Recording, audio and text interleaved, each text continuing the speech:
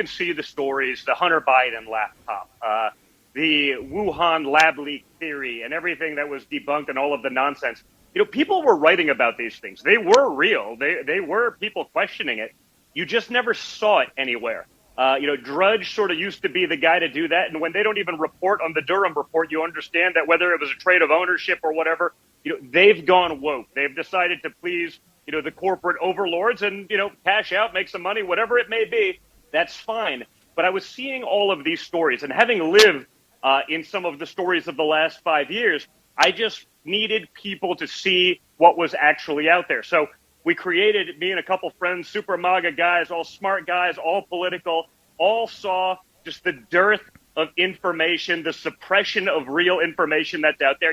I'll never see War Room pop up on social media. If I do, I see 10% of what I would of an equivalent amount of posts from CNN. So we created MXM for a place that people can find the stories that are out there that they're not going to see anywhere else, unfortunately.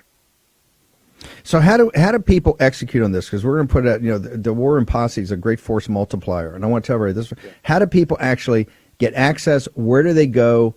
What do they do? I want to ask you about your curation process in a second. Because I know you're a guy that's on every news site, reading papers all day long like your dad.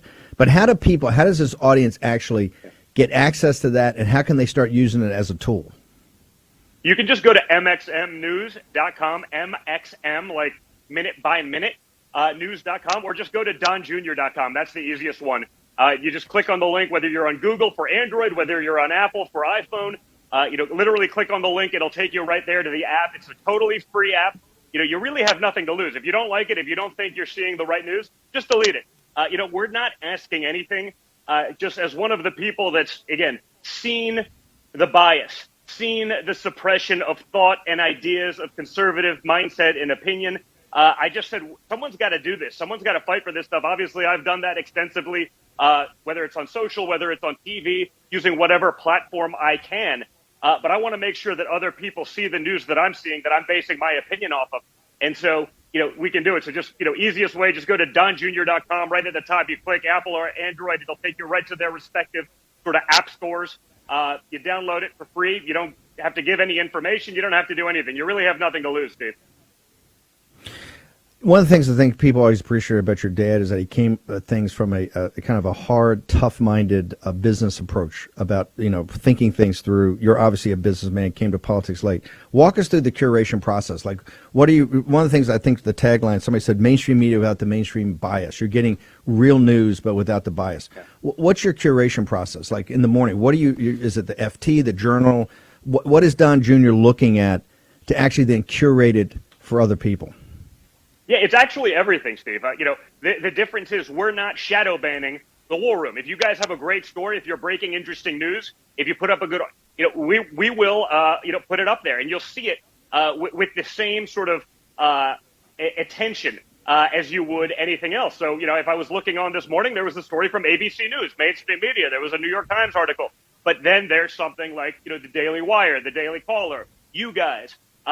Any number of places where people are getting real news that's totally credible, but, isn't going to be suppressed. You saw, again, what they did to the New York Post. I believe it's the second oldest newspaper in America, probably the second largest in New York City. And the Hunter Biden laptop, they broke it. It was an incredible story. It was 100% real. No one from the Biden campaign denied it. And the rest of the world said, we're not going to let you see this. We're not going to link to it. We're going to shut it down.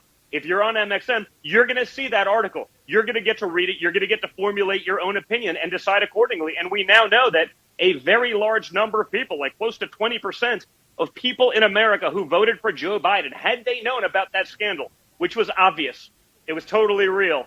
Everyone knew it from the minute it broke.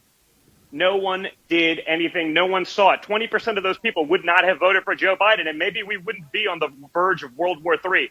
Maybe we wouldn't have $6, $7 gas in some places. Maybe people would be able to feed their family and we wouldn't be on the brink of recession because we'd have sensible and credible policies, and we'd have a leader in the White House that actually leads, that doesn't just sort of sign off on whatever his puppet masters tell him to do.